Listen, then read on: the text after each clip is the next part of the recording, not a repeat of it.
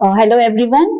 In this session, we'll be talking about the human digestive system, the different organs involved in the human digestive system, and the process of digestion carried out with the help of these organs.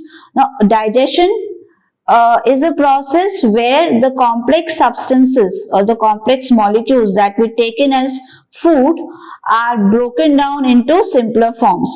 This is essential. Why? Because our body can absorb only simple substances. Very complex substances cannot be utilized by our body for providing nutrition. So digestion is thus a very vital process. So let's get started with the different organs of the digestive system. The first organ of the digestive system is the mouth. So mouth, as you can see, it is an opening, and it is through mouth that we take in the food, right? Now, what happens to the food once it is taken inside the mouth? We chew it, right? So chewing is done by another set of structures which are called as the teeth. And what do the teeth do? They actually break down the bigger food particles into smaller pieces so that those particles are easy to be swallowed. For swallowing, there is one more thing that is required. Now, the food particles should be moist, and that moistening of the food particles is done by the secretions of this structure which is called the salivary gland. Now, the salivary gland, it secretes a secretion called as saliva.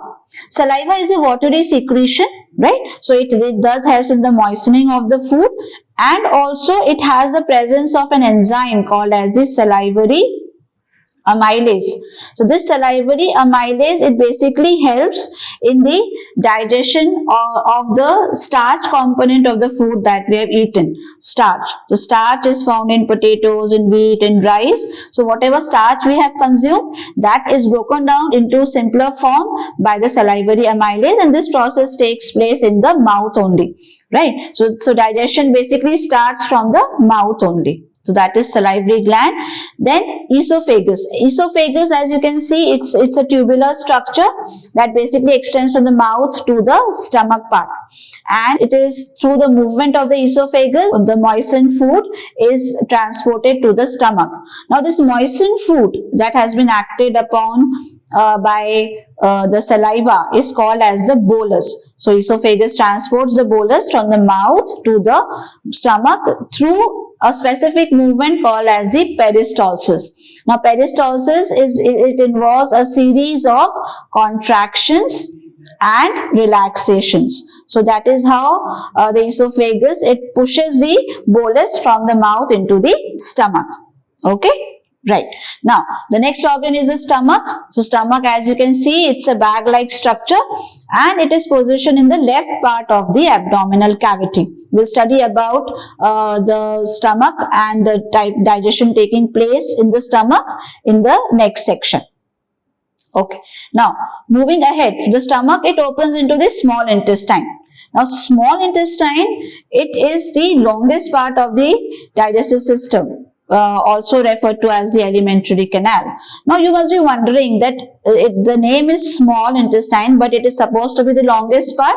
Why? Because it is about 7 to 8 feet. It can extend up to 9 feet also in length. But diameter wise, if you have a look, diameter wise it is small. As compared to now, how is it compared, or to what it is compared? So it is compared to the next part, which is the large intestine. So when we look at the diameter aspect, then this small intestine has a lesser diameter, and so it has received this name of small intestine. But in fact, it is actually the longest part of the alimentary canal or the digestive system. Right? Now, small intestine has three parts. It has jejunum. It has the upper part as duodenum, the middle part as jejunum, and the last part as the ileum. So those are the three parts of the small intestine. Now small intestine opens into the large intestine. Okay. Now large intestine, as I told you about small intestine, the large intestine gets its name because its diameter is larger than the small intestine. So its length is less, but its diameter is large. So that is why it is called as the large intestine. Now large intestine, It again has parts, and the very first part of the large intestine is called the cecum. So it is the sac-like structure where actually the small intestine opens up, right? And the cecum part, it has a finger-like projection attached to it. This is called as the appendix. So you must have heard about appendicitis. This is basically the inflammation of this appendix or vermiform appendix. It's a vestigial organ in human body with no specific function, but it is there.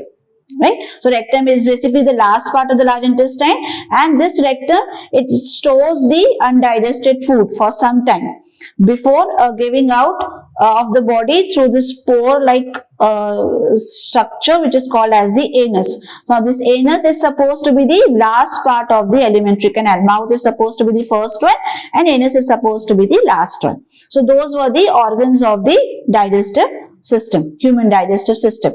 Now let's move ahead and just get information about the process of digestion. How does digestion take place, right? So you can see here there are different nutrient components have been mentioned here, right? And some different terminologies that will be coming across when we are studying about this digestion process. So let's get started with the process. Right? Now the first step is supposed to be the step of ingestion, that is taking in of the food, and that ingestion is done by taking the food inside the mouth. Okay, so we'll just ingest the food particle, and inside the mouth the teeth would be breaking down the food particle into smaller particles, and this chewing of food by the teeth is termed as the mechanical digestion. Okay, next step in the digestion would be, now bigger particles have been broken down into smaller particles. Now these particles, they need to be moistened and they need to be acted upon by saliva. So the saliva helps in moistening these food particles, and also with the help of the enzyme salivary amylase, the saliva brings about the digestion of starch in the mouth itself, right? Now, after this semi-digested food, which is referred to as the bolus, okay, it is referred to as the bolus, it moves from the mouth into the stomach, and that transportation is done with the help of esophagus. And the esophagus, it moves through a specific type of movement which is referred to as the peristalsis. Okay, so through peristalsis the food has been transferred. This is the bolus, you can see here. The bolus has been transported here. This is the bolus. Now in stomach region, this is the stomach region. Okay, now in stomach, this bolus is acted upon by digestive juices, right? And then it breaks down into further simpler components. So we'll see how. So we'll just add these digestive juices to the bolus and see how it is digesting the bolus. So you see here the bolus is broken down into still simpler substances, and now the bolus is passing into the small intestine, and here in the small intestine this bolus is referred to as chyme. So here this is the chyme. Okay, so this is the chyme. Now in the small intestine, this chyme is acted upon by the secretions from the liver and the pancreas. Now liver and pancreas and gallbladder, for that matter, they are some of the accessory organs of the digestive system. Okay, liver, gallbladder and the pancreas, they are the accessory digestive organs. So liver secretes bile, it is secreting bile, and this bile helps in the digestion of the fats.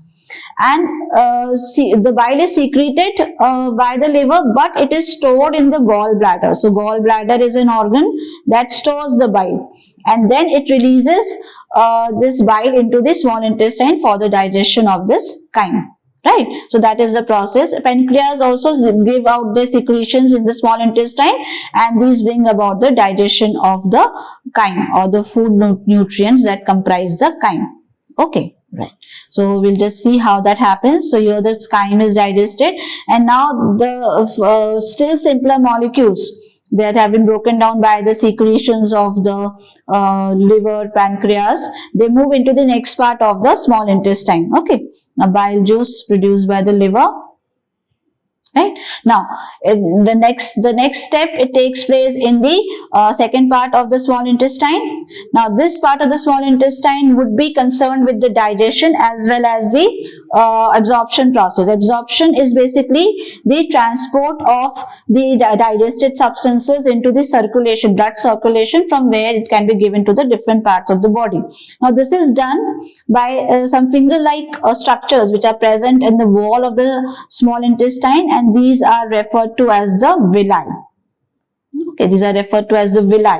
So these villi, they help in the process of absorption of the digested food materials. So you can see now that the absorption has taken place, and then we are moving on to the next part, that is the large intestine. Now, the large intestine, it is concerned with the absorption of the water molecules. You can see these are the water molecules. So they are basically concerned with the absorption of water molecules and the transport of the undigested waste material.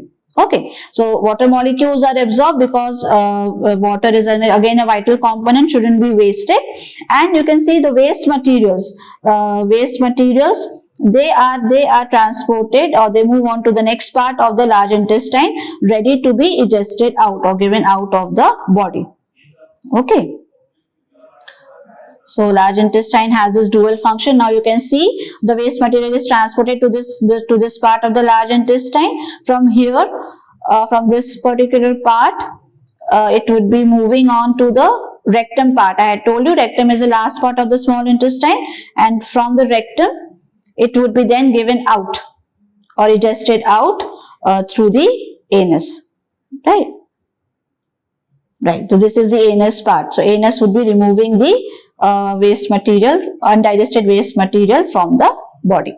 Right? Anus is the correct answer for this. So that was all about the human digestive system, the different organs involved in the system, and the process of digestion carried out by the system. I hope you found this session interesting and informative. Thank you so much.